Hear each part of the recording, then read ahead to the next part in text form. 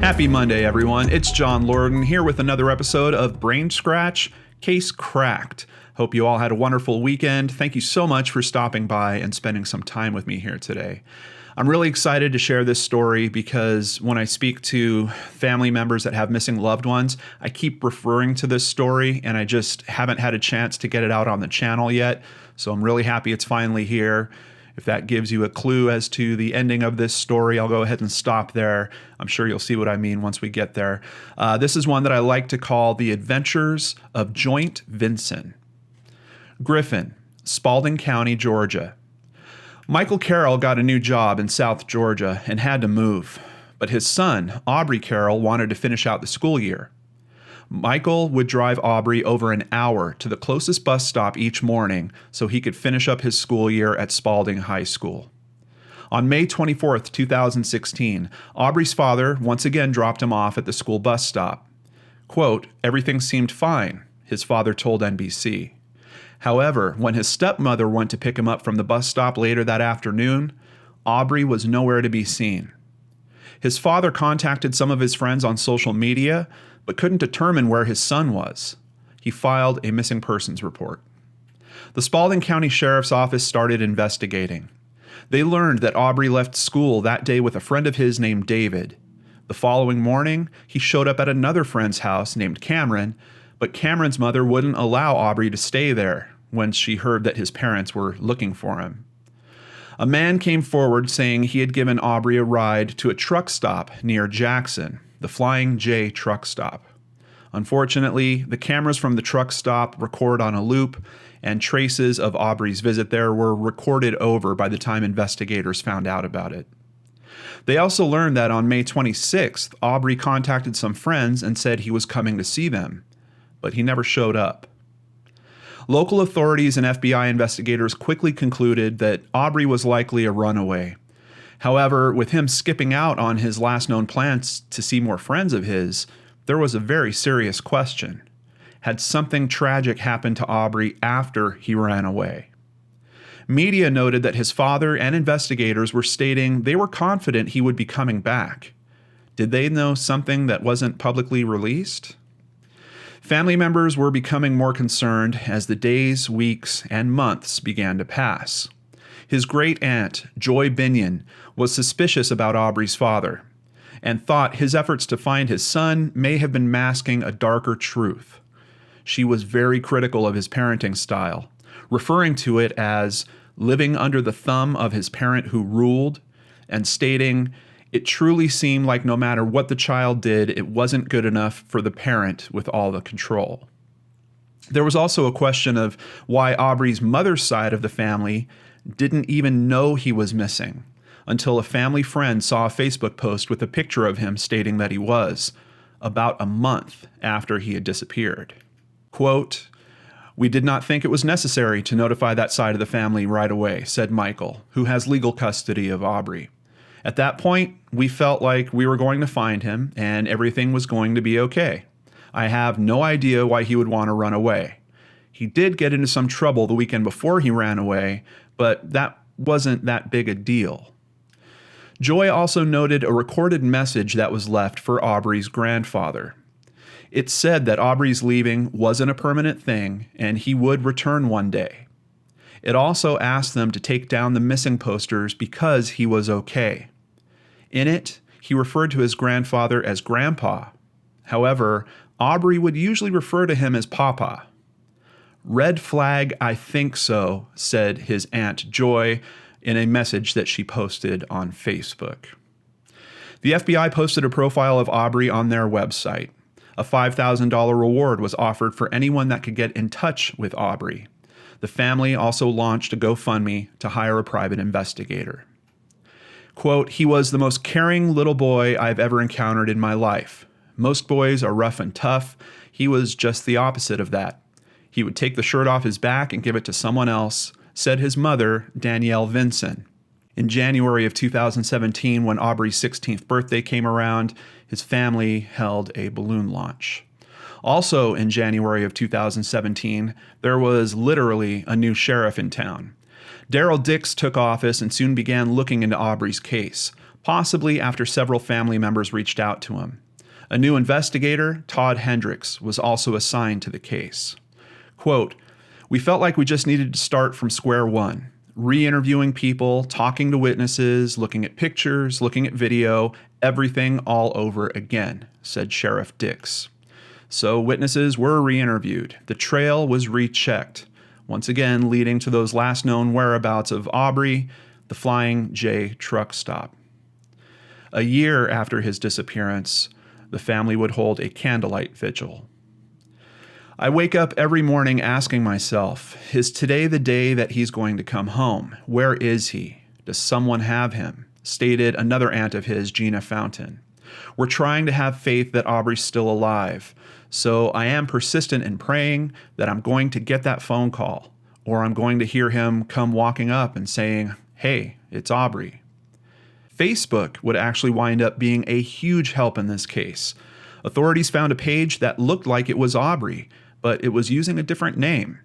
Crimola.com reports they believe the profile was named Joint Vinson, same last name as his mother.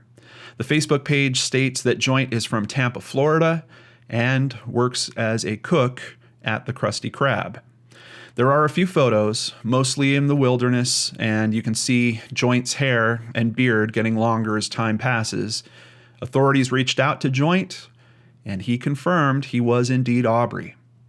Sheriff Dix reported back to Aubrey's family that he was safe, healthy, and unharmed, and even traveled to Aubrey's location on April 17th, 2018, and filmed a video with him. Here's a little clip of that. I have somebody I want to introduce you to. Would you tell everybody who you are? Hey, my name's Aubrey Carroll. It's nice to see y'all. I'm all right. I'm okay. I've been smiling, and y'all should do the same. So where had Aubrey been for almost the last 2 years? Sheriff Dix released a statement saying the following. "We sat for quite a bit of time with him and listened to his story. His tale was absolutely amazing. He had seen and done things that make your jaw drop. He traveled extensively on the West Coast and Midwest. During this time, he became a part of a group of people who live by bartering, operating with cash only, and traveling from state to state. They basically looked like a group of people from the Woodstock era in their clothing and lifestyle."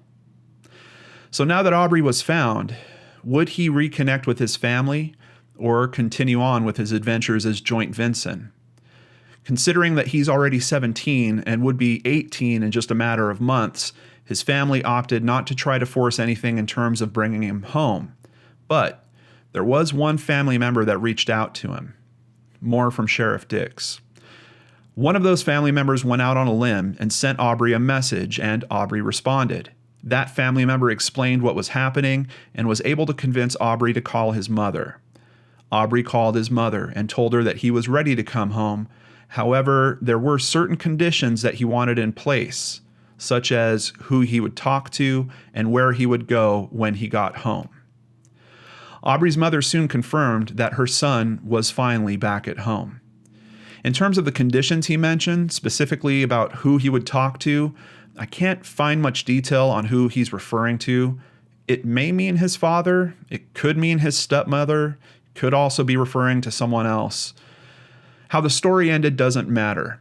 Who gets credit doesn't matter, Sheriff Dix said. Aubrey's family, supported by friends and the tenacity of the investigators working on this case, saw this through to the end.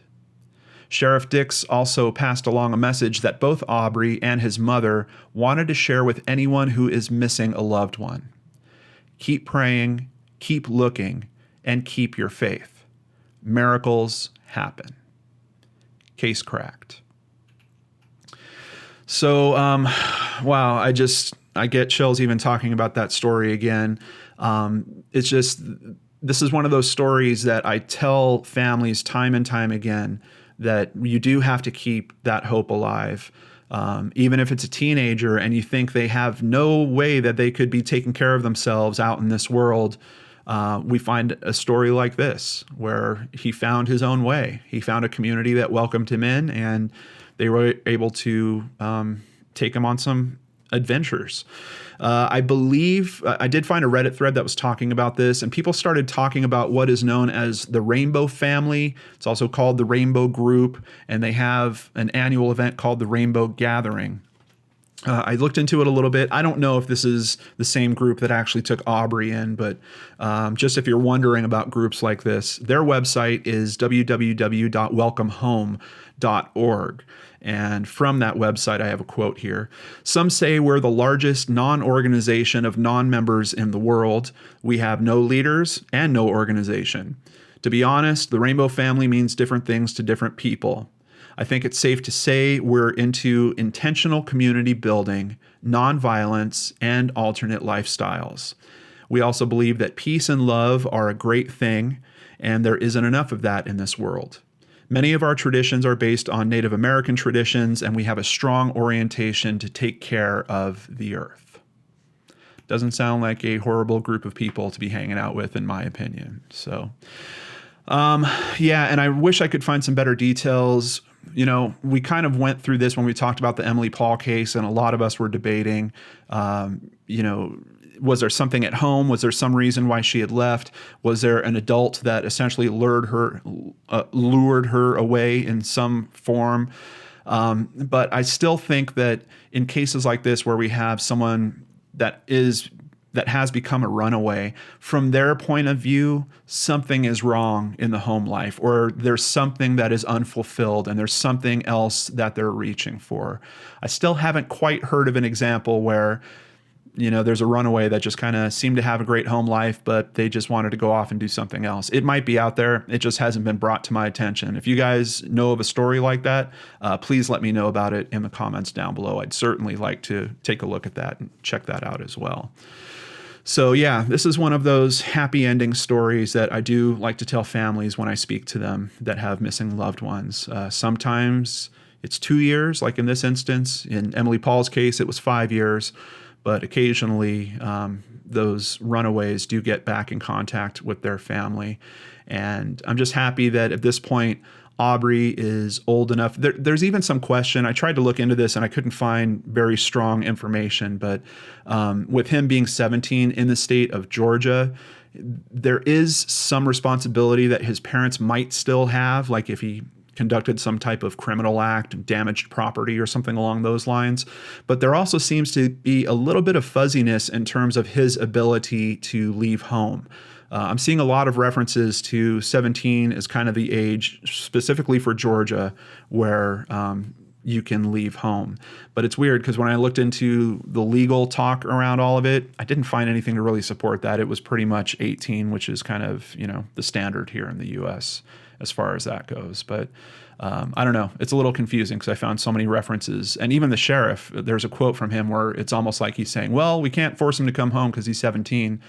Yeah, but, he doesn't turn 18 for another 6 or 8 months or so. So couldn't you actually force him home? But it's strange because it does occur to me that there's something in his home life, possibly with his father or with his stepmother, that he wanted to get away from. And even in terms of him getting reconnected with his family, he's pretty much getting reconnected with his mother's side of his family.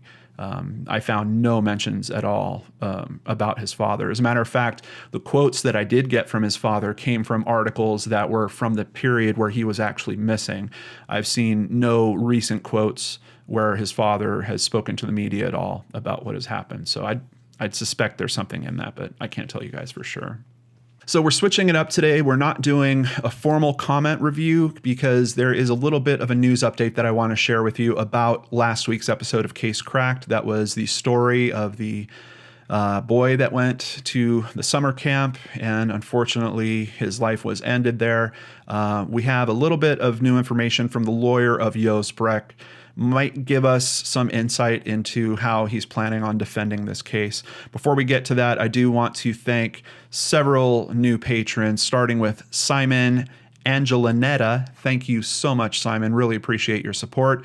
Ollie Gibson. Thank you, Ollie, and thanks for reaching out to me on Twitter. And I really look forward to you getting that second YouTube channel started featuring missing persons. I will certainly check that out. And Helen, I hope I'm saying this right, Lapides, I I think I've got it right in between one of those two. Thank you so much for your support, Helen. I truly, truly appreciate it.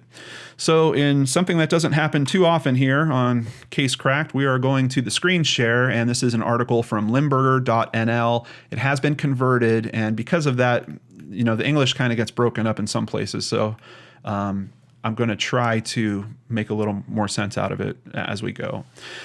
There is still no explanation for how the DNA of suspect Jos Breck ended up on Nikky Verstappen's clothes, Breck's lawyer Gerald Rothoff said. He suggests that it could have been conveyed in various ways without direct contact between Breck and Nikky.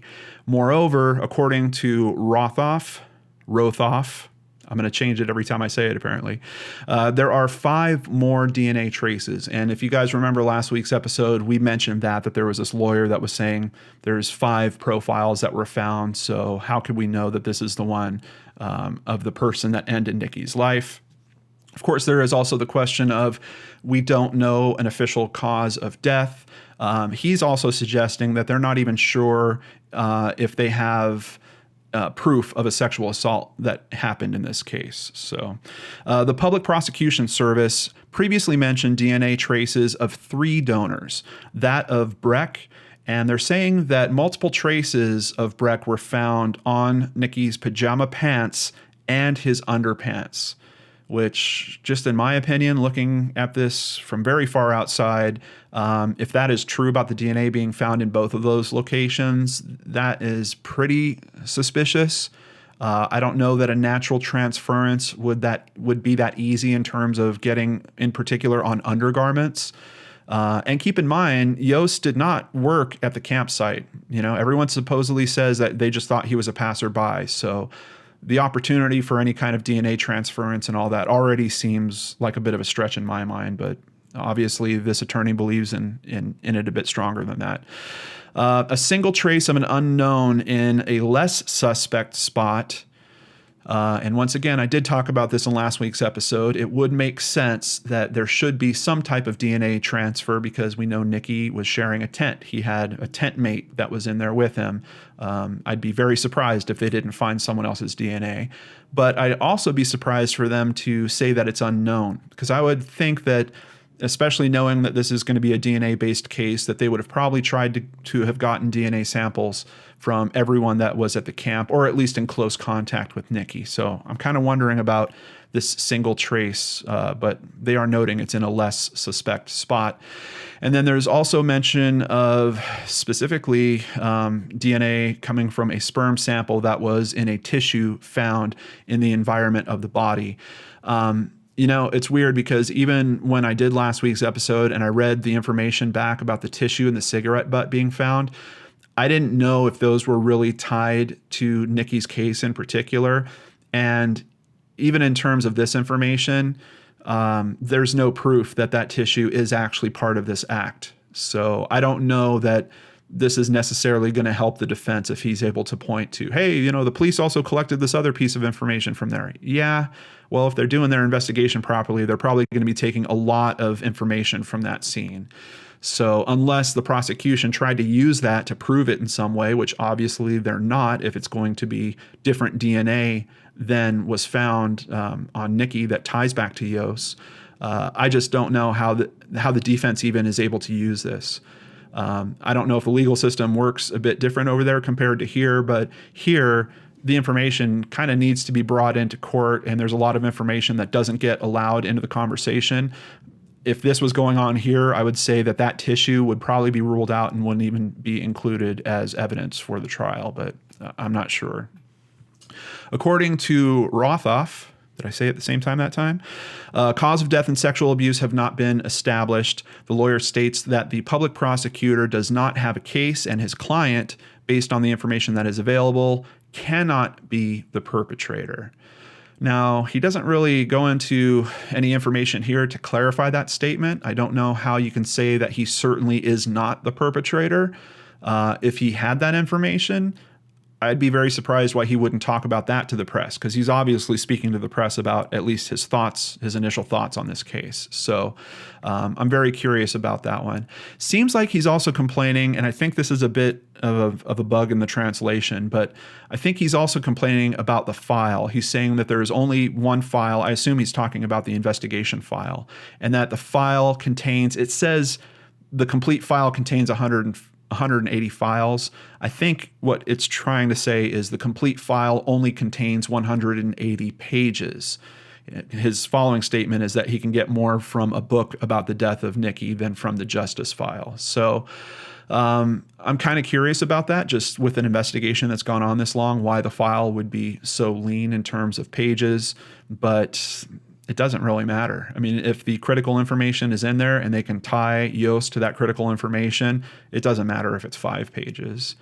The man from Simpelveld is also suspected of possessing child pornography, something that Rothoff did not respond to on Thursday night. Very interesting, because now we've got another charge. I don't know if that charge is going to get kind of comboed up into this same trial process. I don't know if they're just going to use that to try to show his character in terms of him possibly doing a crime of this nature. But pretty interesting tidbit there. And then very interesting to me that the lawyer didn't have a comment on that. But I don't know. Some of you might not be surprised by all that. So it's not often where we have a case cracked that kind of has ongoing news like with this specific case. So if more significant developments happen, I'll probably do a break-off video just about this case. But for this one, since you guys are used to talking about the previous case at the end of the new video, I thought I could jump this one in here and share that information with you. Thank you so much for spending some time with me here on this episode. I really appreciate each and every one of you out there that supports the channel with views, with donations, telling your friends about it. All of that is so, so important. So thank you for doing that. I really appreciate it. Take care, and I'll see you back here on Wednesday with a brand new Brain Scratch Searchlight.